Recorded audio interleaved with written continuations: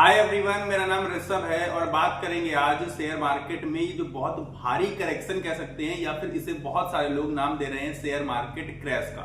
लगातार मार्केट ने इतनी गिरावट बहुत कम टाइम दिखाई है और उन कम समय में से ये वो समय आ चुका है जब मार्केट निरंतर गिरता जा रहा है या कहें बहुत शार्प फॉल दिखा रहा है, करेक्शन दिखा रहा है। यूं कह सकते हैं कि मार्केट धीरे धीरे करके क्रैश हो रहा है, ये बोला जा सकता है। मार्केट क्रैश तो नहीं होगा क्योंकि क्रैश का मतलब क्या होता है आप सबको पता होगा।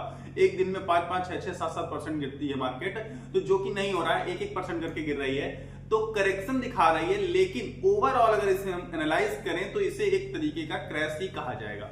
अब सबसे बड़ा रीजन है कि देखिए मार्केट गिर क्यों रहा है, इतनी तेजी से क्यों गिर रहा है मार्केट। एक तो बड़ी बात है, गिरना उठना तो लगा रहता है। चलिए, मार्केट का नेचर है, वॉलेटाइल है, ये हम सबको पता है। मार्केट वॉलेटाइल है, अब करेगा, डाउन करेगा, ऊपर नीचे आएगा, लॉन्ग टर्म में ऊपर जाएगा। ये सारी चीजें तो सबके मन में बस चुकी है, सबको पता भी है। लेकिन ये मार्केट गिर क्यों रहा है इतनी तेज, ये सबसे बड़ा सवाल है। तो सबसे बड़ा सवाल था तो उसका सबसे बड़ा जवाब भी है। यूएस की तरफ से फेड रेट कट हुआ और उसका थोड़ा सा प्रॉब्लम भी उसकी वजह से क्रिएट हुई है। आप सबको नहीं पता, पूरे के पूरे मार्केट में उथल पुथल मच गई है। ना कि सिर्फ हमारे मार्केट में, यूएसए के भी मार्केट में हलचल मची हुई है। और हम सबको पता है कि यूएसए यानी कि अमेरिका के मार्केट को हम सभी फॉलो करते हैं। इंडिया का मार्केट यूएसए के मार्केट के पीछे पीछे चलता है। तो चलिए अब दूसरी चीज बताते हैं। फेड ने जब रेट किया, जेरेमी पॉवेल जो है हमारे, अब जेरेमी पॉवेल की खुद की और जो वहां के यूएस के प्रेसिडेंट अब बन गए यानी कि डोनाल्ड ट्रंप की, तो उन दोनों लोगों की आपस में बनती नहीं है। उन दोनों के बीच में नोक-झोंक चलती रहती है। जो भी हुआ, कुछ उन्होंने बोला भी डोनाल्ड ट्रंप ने उनके बारे में वगैरह वगैरह, वो तो सब फालतू बातें थी। लेकिन उसकी वजह से उनकी कमेंट्री पे बहुत बड़ा इफेक्ट देखने को मिला है। पर्सनली बता रहा हूं आपको ये बात मैं, क्योंकि हर बार जब भी वो रेट कट करते थे या रेट इंक्रीज भी करते थे तो भी उनकी कमेंट्री बहुत मायने रखती थी कि वो बोल क्या रहे हैं। और उनके बोलने पर मार्केट रिएक्ट करता है, ये सब जानते हैं, बहुत अच्छे से जानते हैं। अमेरिका तक के इन्वेस्टर्स इस चीज को जानते हैं, तो हमारे देश के इन्वेस्टर्स को भी ये चीज समझनी चाहिए। अब उन्होंने जो चीजें बोली, तो उन्होंने ये चीजें बोली कि दो चीजें बहुत बड़ा खतरा आगे आने वाले समय में बनेगी और फिर से नेक्स्ट ईयर यानी कि 2025 में 4 बार क्वार्टर करके यानी कि 0.25 करके टोटल ओवरऑल 1% का फिर से फेड रेट कट होगा। अब ये बहुत बड़ी समस्या हो गई। लोगों को ये सोचना पड़ गया, यानी कि सोचने पे लोग मजबूर हो गए कि ये लगातार फेड रेट कट क्यों हो रहा है, एक तो, और दूसरी चीज 2025 में आगे आने वाले साल में क्यों होगा। अब तो कुछ तो इसके पीछे का कारण रहा होगा, तो उन्होंने कारण भी दिया साथ में। सबसे बड़ा तो वही इशू हो गया कि रेट कट की वजह से प्रॉब्लम नहीं हुई, रेट कट के साथ जो रीजन दिया उसकी वजह से प्रॉब्लम हो गई। और रीजन था दो चीजें, महंगाई और बेरोजगारी। उन्होंने साफ तौर पर कहा कि महंगाई और बेरोजगारी लगातार इंक्रीज हो सकती है, लगातार बढ़ सकती है आगे आने वाले टाइम में। इसलिए उनके बस में जो है, जो भी उनके हाथ में है, वो रेट कट है सिर्फ और सिर्फ, तो वो करके वो उसको कुछ हद तक, कुछ मात्रा में कंट्रोल करने की कोशिश कर सकते हैं, वही वो करेंगे, उन्होंने कहा। अब बड़ा समस्या वाली बात ये हो गई कि अगर रिसेशन आता है या फिर आपको पता है इन्फ्लेशन बढ़ता है, तो सीधा का सीधा इंपैक्ट शेयर मार्केट पर पड़ता है। अब आप कहेंगे कि ना ही रिसेशन है इस समय और ना ही इन्फ्लेशन है बहुत ज्यादा, ठीक है, जिसकी वजह से मतलब इतना बड़ा इंपैक्ट जितना हमारी मार्केट पर पड़ रहा है उतना तो नहीं पड़ना चाहिए, क्योंकि वैसा कुछ है नहीं, सिर्फ प्रेडिक्ट किया गया है। तो मैं आप सबको ये बताऊंगा कि हमारी शेयर मार्केट पूरी की पूरी प्रेडिक्शन पर ही चलती है। फ्यूचर को हम लोग पहले प्रेडिक्ट करने की कोशिश करते हैं और जो होने वाला होता है उसे पहले ही सोचकर मार्केट को ऊपर या फिर नीचे ले जाते हैं। अब फिलहाल ये निगेटिव न्यूज है तो उसे नीचे ले जाने की कोशिश कर रहे हैं, यानी कि मार्केट धीरे धीरे करके करेक्शन दिखा रहा है, या फिर हम कह सकते हैं कि मार्केट क्रैश हो रहा है। अब क्या कर सकते हैं, कहां तक नीचे जा सकता है मार्केट? सबसे बड़ा सवाल यह है कि मार्केट नीचे कहां तक जा सकता है। अब इसका कोई जवाब नहीं है, किसी के पास जवाब नहीं है कि मार्केट नीचे कहां तक जा सकता है। हो सकता है कल ही बाउंस बैक दिखा दे मार्केट, और हो सकता है अभी 2-4-6 ट्रेडिंग सेशंस में ऐसे ही लगातार गिरता रहे। पर जितनी बड़ी गिरावट होगी उतनी बड़ी गिरावट के चांसेस और बढ़ेंगे। आप कहेंगे ये क्या बात कर दी आपने, बिल्कुल अजीब सी बात नहीं लगी आपको सुनने में कि जितनी बड़ी गिरावट होगी उतनी ही बड़ी गिरावट के चांसेस और बढ़ेंगे? क्योंकि अभी हाल फिलहाल जब कोविड हुआ, कोविड के बाद बहुत सारे नए इन्वेस्टर्स ने एंट्री ली। इसके पहले बहुत कम लोग इन्वेस्टर्स थे, मतलब ये समझ लीजिए डीमैट अकाउंट जितने इस समय हैं कोविड के पहले उसके 1/4 हुआ करते थे शायद। तो अब जो नए इन्वेस्टर्स आए हैं कोविड के बाद, उन्होंने क्या देखा कि मार्केट सिर्फ भागता है और आगे भाग रहा है और आगे जा रहा है, उन्हें मजा आ रहा है, पूरा एंजॉय कर रहे हैं। लेकिन उन्होंने इतनी ज्यादा बड़ी करेक्शन या फिर इतना बड़ा क्रैश अभी तक कोविड के बाद से देखा नहीं। अब नहीं देखा है तो क्या करेंगे वो क्या करेंगे, जब ये क्रैश देखेंगे, जब वो बड़ी गिरावट देखेंगे, उसमें वो अपना माल बेचना स्टार्ट कर देंगे, यानी कि प्रॉफिट बुकिंग करने लगेंगे, या फिर ये सोचने लगेंगे, जो लॉस में भी चले जाएंगे वो कहेंगे कि अभी और नीचे जाएगा हम तब खरीद लेंगे। या फिर और एक सोच है, वो एक सोच ये है कि जितना बच गया है उतना ही निकाल लो, पूरी मार्केट बर्बाद हो जाएगी। ऐसी सोच आने लगती है इंसान के दिमाग में। जो न्यू इन्वेस्टर्स होंगे वो ये चीज को अच्छे से एनालाइज कर सकते हैं, उनके दिमाग में ये ख्याल आए भी होंगे, क्योंकि नए नए में मेरे भी दिमाग में ये ख्याल आता था। ठीक है, तो लेकिन मेरी तो बात अलग है, क्योंकि मेरी बात अलग क्या है, आप कहेंगे कि आप क्या कोई भगवान स्वरूप है, मतलब ऐसा कुछ नहीं, मैं तो बहुत आपसे भी गिरा हुआ इंसान हूं। ठीक, लेकिन मुद्दे की बात यह है कि जब मैंने मार्केट में एंट्री करी, मेरे पास कैपिटल बहुत कम था, सिर्फ 25,000 का कैपिटल था उस टाइम पर, तो वहीं से मार्केट क्रैश हो गई, वहीं से, यानी कोविड आया और मार्केट धड़ाम हो गई। कोई बात नहीं, उस समय अमाउंट कम था, कैपिटल कम था, नहीं तो शायद मैं और बुरी तरीके से बर्बाद होता। लेकिन सीखने को बहुत कुछ मिलता है गिरती हुई मार्केट में। पर मैं आपसे ये बता सकता हूं कि आप कितना भी सीख लीजिए, लेकिन सबसे जरूरी चीज और सबसे बड़ा नियम, एक ही नियम है शेयर मार्केट में, अपनी कैपिटल को बचाना। हाँ, अगर आप अपनी कैपिटल को बचा पाए तो इन फ्यूचर आप अच्छा पैसा कमाएंगे, इस बात की तो गारंटी है। लेकिन पैनिक की सिचुएशन जब क्रिएट होती है तो कैपिटल सबसे पहले उड़ना स्टार्ट होता है। जब पैनिक सिचुएशन क्रिएट होगी, हम सभी सेलिंग करना स्टार्ट कर देंगे, चाहे हम प्लस में हो चाहे माइनस में हो, कुछ भी।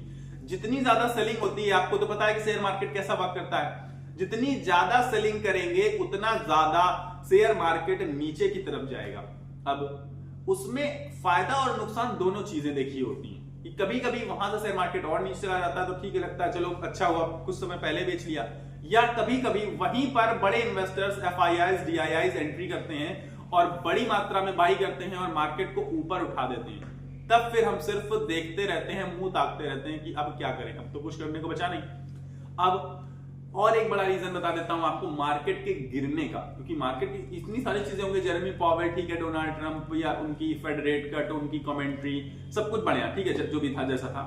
तो अब मार्केट इतनी तेज क्यों गिरता जा रहा है? थोड़ा बहुत गिरे भाई, जो भी हो सकता है जिस हिसाब से, लेकिन मार्केट तेज इसलिए गिर रहा है क्योंकि FIIs यानी कि फॉरेन इंस्टीट्यूशनल इन्वेस्टर्स खरीदारी करने का नाम नहीं ले रहे हैं। They don't want to buy anything in our share market. वो कुछ भी हमारी शेयर मार्केट में खरीदना नहीं चाहते हैं। हाल फिलहाल के समय में ये देखा जा रहा है, FIIs की तरफ से लगातार, खरीदारी की तो बात बहुत दूर की है, उसे हटा दीजिए, लगातार सेलिंग हो रही है।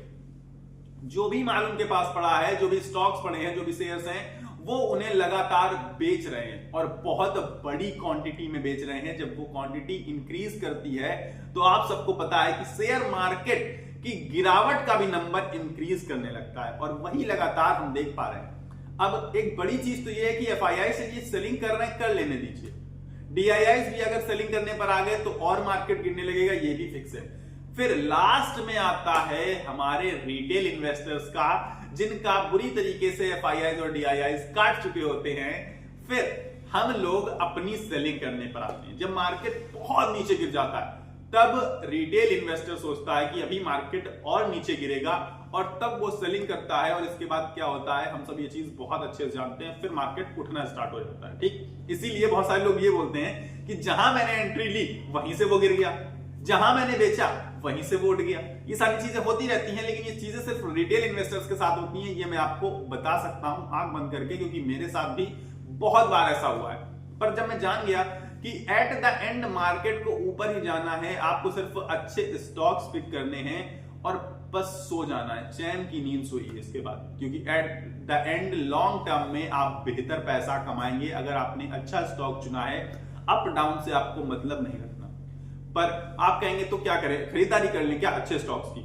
बिल्कुल खरीदारी के मौके ढूंढिए, खरीदारी कर मत लीजिए सब कुछ लगा के, खरीदारी के मौके ढूंढिए। बहुत अच्छे स्टॉक्स हैं ऐसे जो ओवरसोल्ड जोन पे हैं, शायद इससे नीचे नहीं जा सकते, वहां पर आप थोड़ी थोड़ी करके खरीदारी कर सकते हैं। दूसरी चीज, पैनिक का माहौल है तो ट्रेडिंग को बहुत ज्यादा अवॉइड कीजिए। देखिए इन्वेस्टमेंट में क्या होता है कि आप किसी भी पॉइंट पे एंट्री कर जाएंगे, आपको प्रॉफिट होगा लॉन्ग टर्म में, लेकिन ट्रेडिंग में नहीं। ठीक, तो ट्रेडिंग अवॉइड करिए। दूसरी चीज, इन्वेस्टमेंट की तरफ थोड़ा सा रुक करिए और थोड़ा सा पेशेंस रख के इन्वेस्टमेंट करिए। हाँ, पेशेंस रख के इन्वेस्टमेंट करने का ये मतलब है कि धीरे धीरे करके इन्वेस्टमेंट करिए, क्योंकि मार्केट ये नहीं प्रेडिक्ट कर पा रहा है कोई भी इंसान कि कहां तक नीचे गिरेगा, कब तक ये अभी गिरता रहेगा, यानी कि उठना कब स्टार्ट होगा, ये कोई नहीं जानता। तो ये सारी चीजें मैं आपको बता रहा हूं और लगातार बड़े स्टॉक्स में बहुत बड़े एक्शन हो रहे हैं, ये देखा जा रहा है। मिड कैप स्मॉल कैप में तो चलिए बहुत बहुत दूर की बात है, क्योंकि जैसे मैं करता हूं मान लीजिए कि एसआईपी, तो एसआईपी में मिड कैप पे इतना बहुत खास इंपैक्ट नहीं पड़ रहा है। जैसे मार्केट गिरता है 1.5%, तो वो गिरता है आधा परसेंट, पौने 1%, तो जस्ट आधा गिर रहे हैं मिड कैप्स।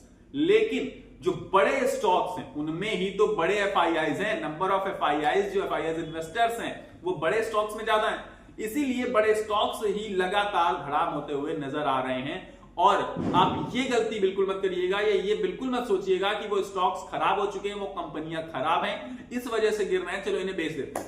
ये तो एक बहुत बड़ी भूल और बहुत बड़ी गलती साबित होगी इन फ्यूचर, इस बात की मैं गारंटी देता हूं। तो आपको करना क्या है, आपको सिनेरियो को समझना है कि ये चीजें बहुत दूर तक सोची जा रही हैं। इस समय वो चीजें सिर्फ एक कंपनी स्पेसिफिक, सिर्फ कंपनी से लोगों को मतलब नहीं कि रिलायंस बहुत बड़ी कंपनी है, बहुत बड़ा कारोबार करती है और कभी बंद नहीं होगी, ये चीजें लोग नहीं सोच रहे हैं। लोग क्या सोच रहे हैं कि मार्केट में रिसेशन आ जाएगा, मार्केट में इन्फ्लेशन इंक्रीज कर जाएगा, मार्केट क्रैश कर जाएगी, बर्बाद हो जाएगी। तो इन सारी चीजों पर एक्शन लिए जा रहे हैं। अब वो छोटी मोटी चीजें, सिर्फ स्टॉक को नजर में रखने वाली चीजें बहुत दूर निकल गई। अब आपको नजर रखना है पूरे के पूरे ग्लोबल वर्ल्ड पर, और ग्लोबल वर्ल्ड में सिचुएशन आपको पता है बेहतर नहीं है। रसिया, यूक्रेन, ईरान, इजराइल वगैरह वगैरह चलता ही रहता है, मतलब प्रॉब्लम्स लगातार क्रिएट होती रहती हैं। आप अपने ही आसपास देख लीजिए, बांग्लादेश की हालत, पाकिस्तान की हालत। तो इसलिए ग्लोबल वर्ल्ड की सिचुएशन भी अभी उतनी बेहतर नहीं है कि मार्केट को सपोर्ट कर सके। और हाल फिलहाल जो हो रही हैं चीजें वो तो हम देख पा रहे हैं। तो ये सारी चीजें मैं आपको समझाना चाहता था, बताना चाहता था, मार्केट में गिरावट के कारण बताना चाहता था कि जो छोटा छोटा करके धीरे धीरे करके जो क्रैश आ रहा है, हालांकि करेक्शन बहुत लंबा दिखा रहा है। आप देखेंगे अमेरिका में भी अभी एक दिन का एक्शन देखेंगे आप, 1100 पॉइंट मार्केट नीचे गिरा। ऐसा ही हमारे साथ भी हो रहा है, 400 पॉइंट, 500, 600 पॉइंट नीचे गिर रहे हैं एक एक दिन में। दिक्कत आ रही है, दुखी है, निराश है, सब चीजें हैं, लेकिन इसमें आपको पैनिक क्रिएट नहीं करना है, बिल्कुल पैनिक क्रिएट मत करिएगा, क्योंकि अगर आपने पैनिक क्रिएट किया तो यकीन मानिए मार्केट जितना गिरने वाला है ना, उससे 2 गुना से 3 गुना तक गिर सकता है मार्केट। ये चीजें आपको ख्याल में रखनी है कि आप ही हैं मार्केट के जन्मदाता।